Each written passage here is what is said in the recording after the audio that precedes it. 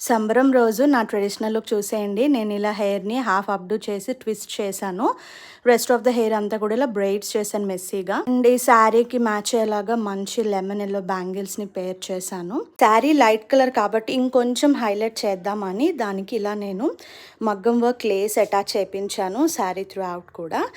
And ఈ summer look కాబట్టి కొంచెం సింపుల్గానే ఉంచాను లుక్ అంతా. మెయిన్గా నేను ఎక్కువ ఆర్నమెంట్ స్టైల్ చేయలేదు. ఓన్లీ నా gold necklace with earrings pair చేశాను. అండ్ చెప్పాను కదా సమ్మర్, అది కూడా మధ్యాహ్నం పూట.